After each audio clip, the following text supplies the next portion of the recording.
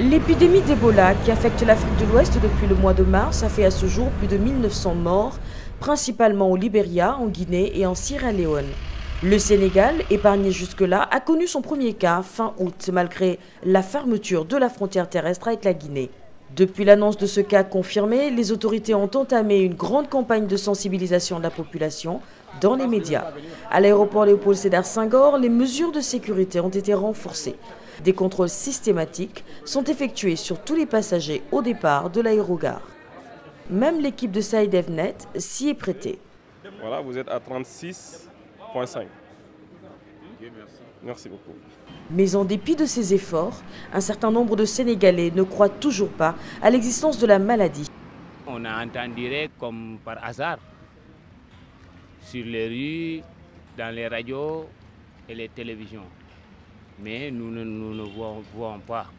Or, si la population n'y croit pas, il n'y a évidemment pas de coopération possible avec les équipes de riposte, comme on l'a constaté en Guinée ou au Libéria. Amadou Sall, directeur scientifique de l'Institut Pasteur de Dakar. Un des principaux problèmes qu'il faut résoudre et qui est une difficulté majeure, c'est la coopération et la collaboration des communautés. On comprend que Ebola, compte tenu de la perception que les gens en ont et de la réalité qui est le nombre très important de morts et la létalité qui peut être très élevée, va poser une situation de panique et toute une série de possibilités qui vont faire que les populations vont avoir peur et vont se comporter des fois de manière irrationnelle par rapport aux précautions qu'il faut prendre pour gérer ce genre d'épidémie. Heureusement, les sceptiques restent minoritaires au sein de la population. Presque partout ailleurs, les gens semblent avoir pris la mesure de la situation et savent exactement ce qu'il faut faire pour se prémunir contre Ebola. Ici, à la place de l'Indépendance, on semble bien être au parfum du danger. Je pense que Ebola, c'est une maladie très dangereuse. Donc les gens doivent prendre toutes les précautions. Être propre, éviter les cérémonies, éviter d'être tout le temps en groupe, se donner la main, être en contact avec les gens. Voilà.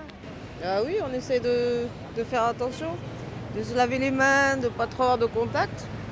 On espère que ça ne va pas trop se répandre. On fait attention, mais il faut rester calme. Les pharmacies ont ainsi été prises d'assaut. Les ventes de gel antiseptique ont connu une hausse de 100% dans certaines officines. C'est des solutions hydroalcooliques avec des dosages d'alcool supérieurs à 70%. À l'intérieur, nous avons de la chlorhexidine aussi, qui est un antiseptique, du benzalkonium, si bien qu'ils sont virucides, ils sont bactéricides et ils sont fongicides. Donc, c'est des produits efficaces. Dakar est une agglomération de plus d'1 million d'habitants.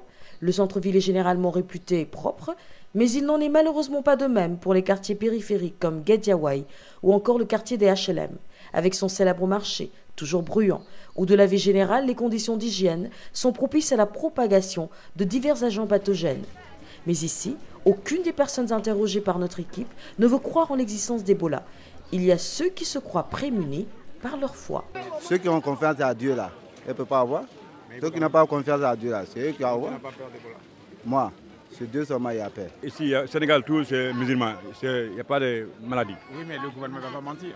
Le gouvernement, non, il n'a pas menti, mais il n'y en a rien ici. Et ceux qui n'y croient pas, simplement. Ça, c'est beaucoup de santé, beaucoup de santé. Il y en a faible, il y en a ici.